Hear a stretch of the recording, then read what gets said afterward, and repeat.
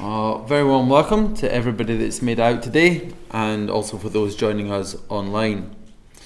Today I'm going to present the Gospel to you in 4 Scots words. The first word is braw. Braw is a Scots word that means good.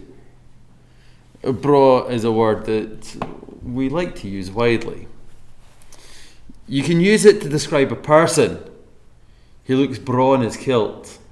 That's never said about me, but other people. You can use it to describe the weather. It's a braw day for a walk today, is it not? You may use it as a declaration. Braw, you exclaim, upon sitting down to a good cup of tea at the end of a job well done. Right back at the beginning of the Bible, God created the earth. Day 1, light and darkness was separated. God saw the light and it was good. It was braw. Day 2, the sky and the sea were separated. God saw that it was good. Braw. Day 3, the land and the sea is separated. The plants are created. God saw that it was good. It was braw. Day 4, sun, moon and stars, and it was braw. Day 5, the fish and the birds, God saw that it was good. It was braw. Day 6, the animals and the people. After making the animals, God saw that it was good. After making man, God saw everything he had made, and behold, it was very good. It was 𝐥𝐫𝗿𝘀𝘀. If in the beginning things were good, what went wrong? Well, we'll get to that in a little bit. As I said, we're going to look at 4 Scots words. The second word is dinny, the phrase that means don't. Parents understand that children do need to be told no. Parents will understand that children need to be told not to do something. You shall not. Right back at the beginning of the Bible, God created the earth, as we've already seen. God created man. God saw everything he had made, and behold, it was very good. Right back at the beginning of the Bible, God also said, you shall not. Didn't he? God took the man and put him in the Garden of Eden. God commanded the man, saying, you may surely eat of every tree of the garden, but of the tree of the knowledge of good and evil you shall not eat. For in that day you eat of it, you shall surely die. Mankind had one rule, and we broke it. And sin entered in. As I said, there's going to be 4 words.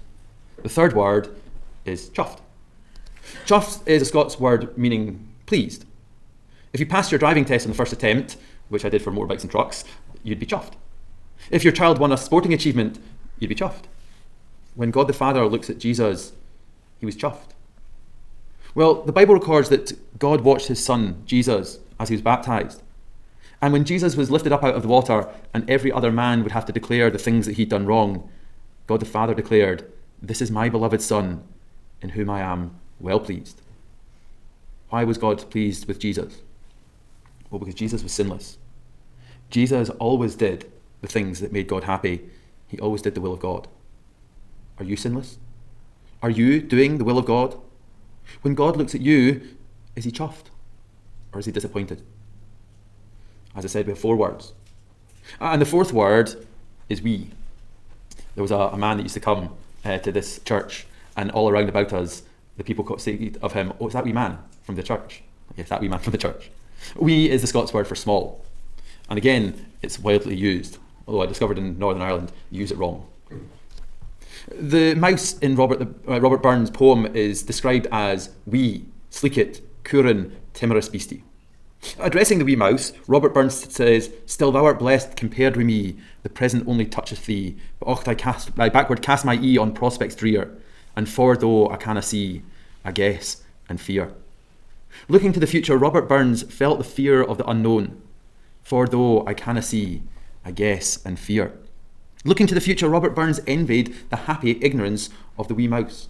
Still thou art blessed compared with me, the present only toucheth thee. Do we need to fear the future?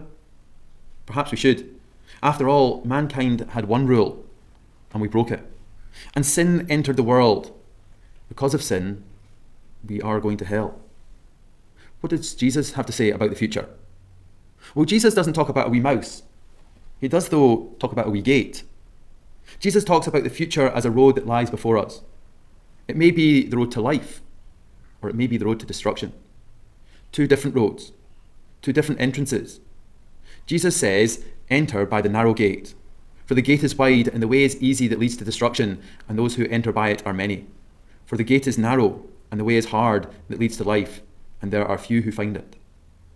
Mankind had one rule, and we broke it. And sin entered the world. Because of sin, we're all going to hell. The road to hell is 𝗕𝗥𝗔𝗪. It's 𝗕𝗥𝗔𝐪. The gate is wide, and the way is easy that leads to destruction, and those who enter by it are many. But there is a wee gate. The gate is narrow, and the way is hard that leads to life, and there are few who find it. Please, my wee, 𝗬𝗏𝘃𝑒𝑡, sinful friend, do not miss the wee gate. Where is this wee gate, you ask? Well, the wee gate isn't a literal gate, as the one into my garden. It's not like the big metal door to 𝗕𝗏𝗿𝘀𝘆 Gospel Hall. It's not like the turnstiles at the entrance to 𝗕𝗏𝗿𝘀 Stadium, our local football stadium. The wee gate is a person. It's Jesus. Jesus is the door. Jesus himself said, I am the door. By me, if any man enter in, he shall be saved. The Bible says the wee gate leads to life. The gate is narrow, and the way is hard that leads to life, and those who find it are few. Jesus is life. Jesus says, I am the resurrection and the life, in John 11:25. Jesus says, if you believe in him, physically you will die, but spiritually you'll have everlasting life. He that believeth in me, though he were dead, yet shall he live, says Jesus in John chapter 11, verse 25. Jesus says, if you believe in him, you will not perish. You will not die spiritually. Whoever liveth and believeth in me shall never die, he said. Jesus says, if you believe in him, you will not perish, but have everlasting life. Probably the most famous verse, John 3:16. I pray that you will enter by the wee gate. The way is hard, but it leads to life. Those who find it may be few, but they are eternally living. So my advice to you is to turn to Jesus today. Ask him for forgiveness, so that you may enter by the wee gate. Dinna hae to fear the future, but have God look at you and be chuffed at the sacrifice of Jesus and say, braw, you may come home to me. Thanks very much for watching.